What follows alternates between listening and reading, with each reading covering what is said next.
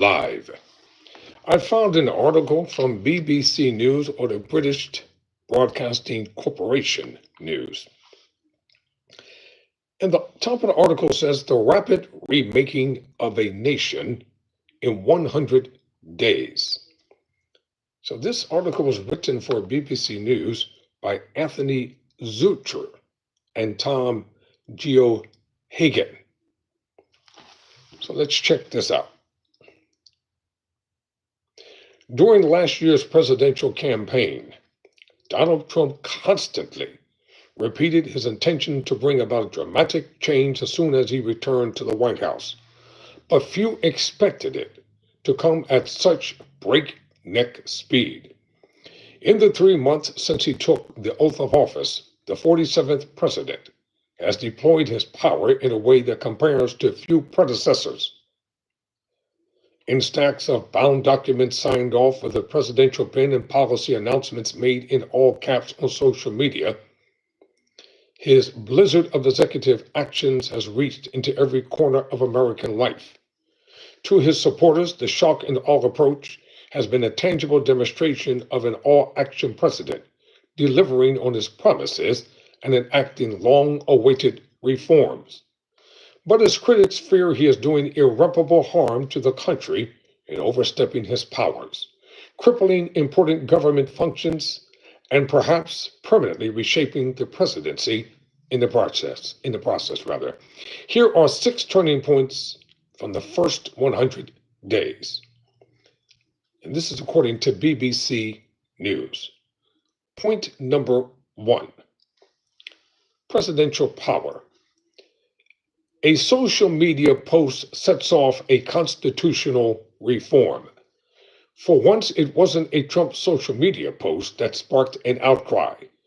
3 weeks into the new term, at 10:13 a.m. on a Sunday morning, Vice President J.D. Vance wrote 9 words that signaled a strategy which has since shaped the Trump's administration's second term. Quote, "Judges aren't allowed to control the executive's legitimate power," end quote, he declared on X. In the media frenzy that followed, legal experts lined up to challenge the assertion, pointing to a 220-year-old principle which lies at the heart of American democracy.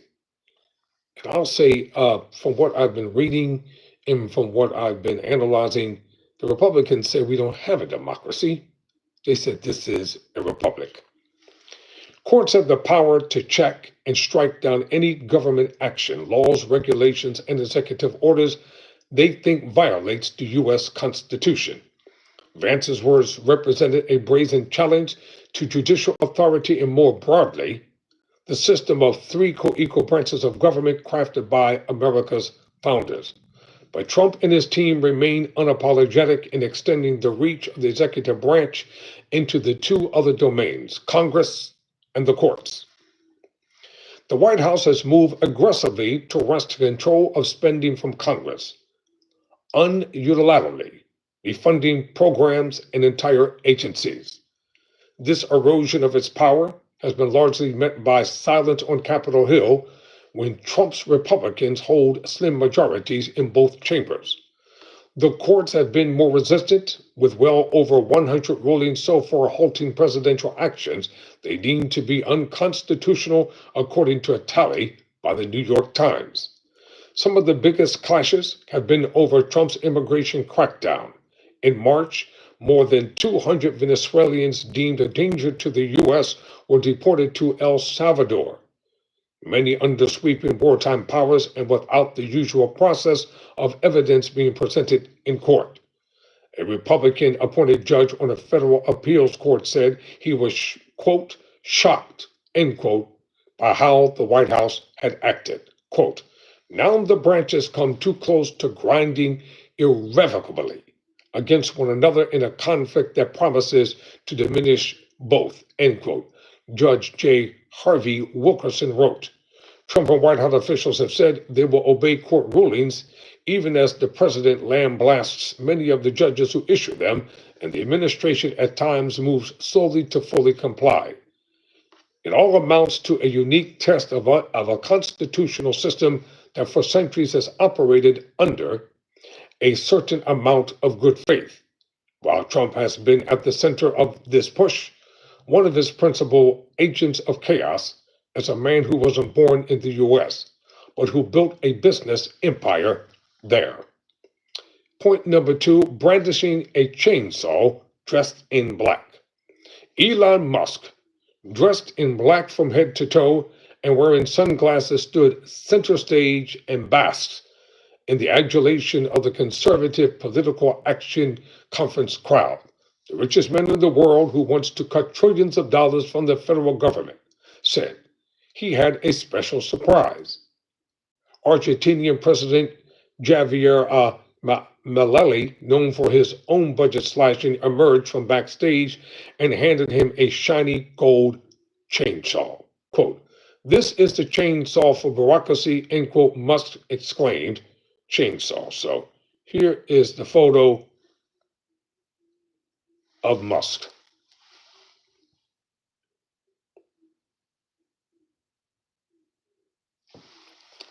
Let's continue with point number two.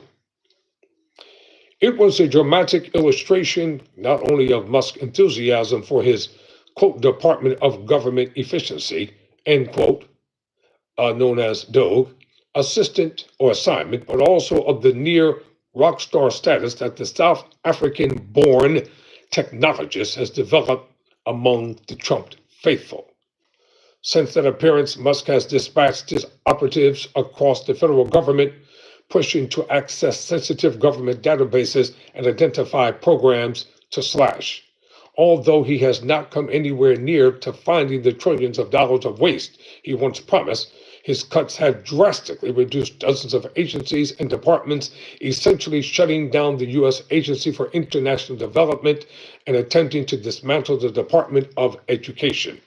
While pledges to cut waste, fraud, and abuse in government and trim the ballooning federal deficit typically have broad appeal, the manner in which Musk has used his metaphorical chainsaw has led to conflict with senior government officials and stoked anger among some of the American public.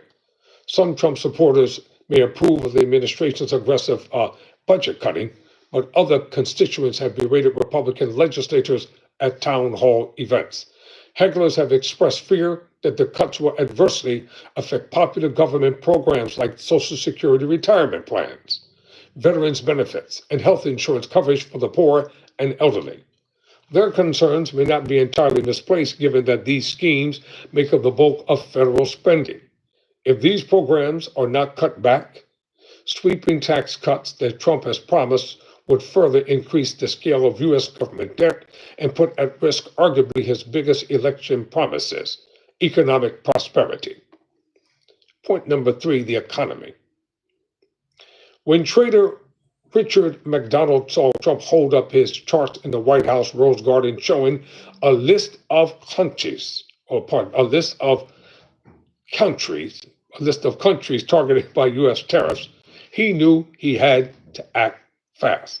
Quote, "I jumped to my feet because I wasn't expecting a board of charts. I was expecting an announcement," close quote, he says. McDonald expected tariffs cuts of 10 or 20%, but says nobody expected these huge numbers. He raced to understand which companies might be worse hit. Then he sold. Quote, "There are billions being wiped off share prices every second, so it's really fast his finger first," close quote. He is one of the many traders who are at the cold face of global markets when share prices plunged everywhere following Trump's so-called, quote, Liberation Day, end quote, tariff announcement. The S&P 500 index of the largest firms listed in the U.S. was hit particularly hard. And even though the White House has reversed course on some of the highest tariffs, it hasn't fully recovered since. The economy was the biggest concern for U.S. voters in November's election, and Trump rode a tide of deep unhappiness over Biden's handling of inflation all the way to victory.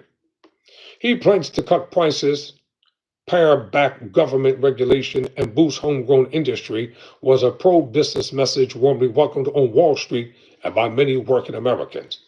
But as Trump tries to follow through on his promise of new tariffs, The economic costs, at least in the short term, have become painfully apparent. The stock market is sinking, interest rates, including for home mortgages, are rising, and consumer confidence is down. Unemployment is also ticking up, in parts due to the growing number of federal employees forced out of their jobs. The Federal Reserve Bank, along with economic experts, warn Trump's plan will shrink economic growth and possibly lead to a recession. While the president's approval rating on his handling of the economy have tumbled, many of his supporters are sticking with him. And in former industrial areas hollowed out by the loss of manufacturing jobs, there are hopes that tariffs could even the global playing field. Quote, Trump has earned back the respect, says truck driver Ben Murrell in Pennsylvania, referring to tariffs on China. We are still the force to be reckoned with. Economic concerns have contributed to Trump's overall decline in the polls, but in one key area, he is still largely on solid ground in the public's eye: immigration. This is the next point. It's him, recognize his features, says Marilis Castro Lopez, pointing at a photo of men shackled and cuffed on the floor of one of the most infamous prisons in the world. She had spotted her son in the image taken from above of a sea of shaven heads belonging to men in white t-shirts sat in long, straight rows. At home in Maracay, Venezuela, Ms. Casaview was shown the photograph first shared online by the El Salvador authorities by a BBC reporter. When she last had contact with her son, he was in the U.S. and facing deportation to Venezuela. But now he was 1,330 miles or 2,300 kilometers away from one of her 238 men sent by U.S. authorities to a notorious mega jail in El Salvador. The Trump administration says they are members of the Tren de Agua gang, a powerful multinational crime operation, but Ms. Cesquez insists her son is innocent. A tough stance on immigration was a central plank of Trump's reelection campaign, and the president has used his broad powers of enforcement to deliver that pledge. Illegal border crossings were falling at the edge of the Biden administration, but are now at their lowest monthly total for more than 4 years. A majority of the U.S. public still backs the crackdown, but it has had a chilling effect on communities of foreign students who have found themselves caught up in the blitz. Some, including permanent residents, have been detained and face deportation because of their role in pro-Palestinian campus protests. They have rejected accusations that they support Hamas. Civil rights lawyers warn that some migrants are being deported without due process, sweeping up the innocent among the, quote, killers and thugs, end quote, that Trump says are being targeted. While so far there haven't been the level of mass deportations that some hoped for and others feared, newly empowered immigration enforcement agents have taken action across the U.S. in businesses, homes, and churches.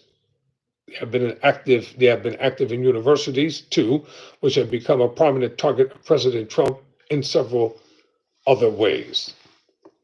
Here's another point of clash with academic media and corporate world. On April 21, Harvard University President Alan Gaber decided to confront the White House head on.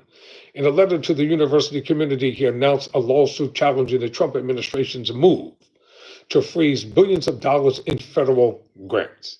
It was, he said, an illegal sweep to, quote, impose unprecedented and improper control, end quote, over Harvard's operations.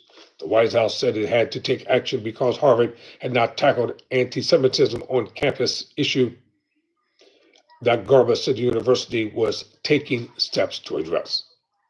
But the Ivy League colleagues' move was the most prominent display of resistance against Trump's use of presidential power to target American higher education, a long-standing goal energized by pro-Palestinian protests that engulfed campuses in 2024. The president and his officials have since imploded or threatened to withhold billions of dollars in federal funding to reshape elite institutions like Harvard, which the president and many of his supporters think push a liberal ideology on students and researchers. Earlier in the month, Columbia University in New York City had agreed to a number of White House demands, including changes to its protest policies, campus security practices, and Middle East Students Department. A similar dynamic has played out in the corporate and media worlds. Trump has used the withholding of federal contracts as a way to pressure law firms to recruit and represent more conservatives. I'll be talking about this thing called more conservatives in a separate video. And I'm going to break down the coded language, the hidden stuff that nobody wants to say out loud, but it has to be said. Some of the firms have responded by offering the Trump administration millions of dollars in free legal services, while two firms have filed suit challenging the constitutionality of the administration's punishments. A defamation lawsuit brought against ABC News has led to the media company contributing $15 million to Trump's presidential foundation.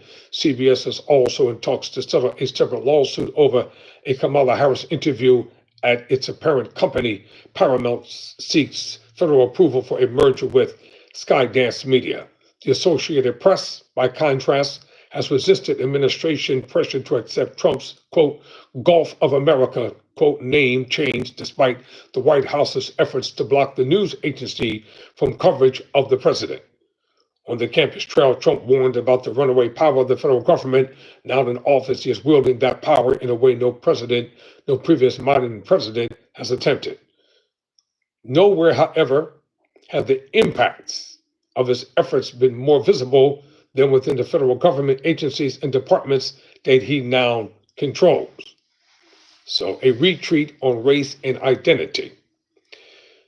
The press conference at the White House began with a moment's silence for the victims of an aircraft collision over the Potomac River.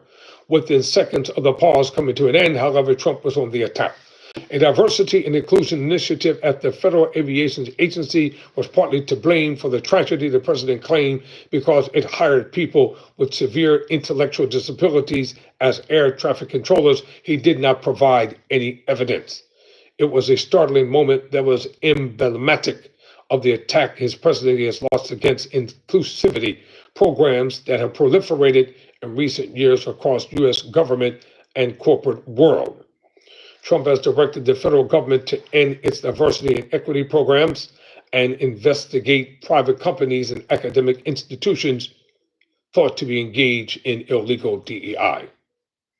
His directive has accelerated moves among lending global companies like Meta and Goldman to cut back or eliminate these programs, meaning stop hiring Black people.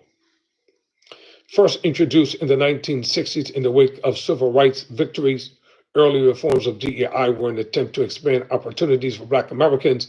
They later expanded to take in women, LGBT rights, and other racial groups. Efforts were stepped up and embraced by much of corporate America in the wake of the 2020 Black Lives Matter protests following the death of George Floyd at the hands of Minneapolis police officers. But to critics, DEI was putting policies and race above talent, creating division, and was no longer needed in modern America. I don't like this stuff I just reported. While Trump's directives seems to have support from a narrow majority of voters, MAGA, some of the unexpected consequences have raised eyebrows. Arlington National Cemetery scrubbed from its website all mentions of the history. Now listen to this. Arlington National Cemetery scrubbed from its website all mentions of the history of Black and female service members.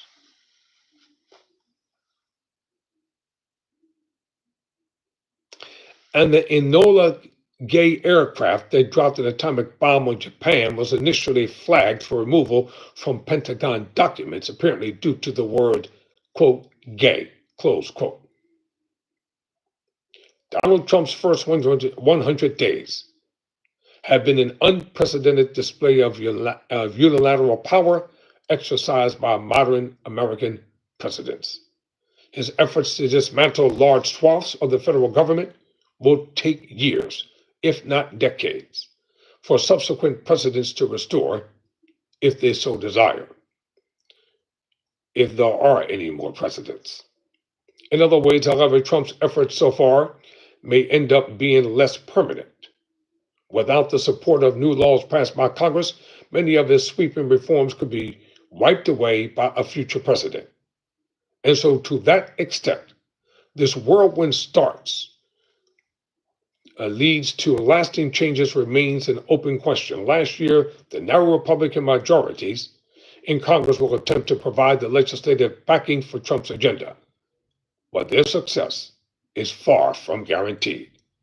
And in next year's midterm congressional elections, those majorities could be replaced by hostile Democrats bent on investigating the administration and curtailing his authority. Meanwhile, more courtroom battles loom, and while the U.S. Supreme Court has a conservative tilt, its decisions on a number of key issues could ultimately cut against Trump's efforts.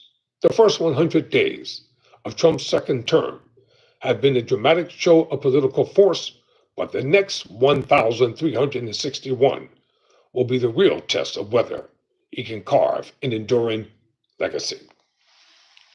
Tyrone Bowman, thank you for watching. Never surrender, never quit.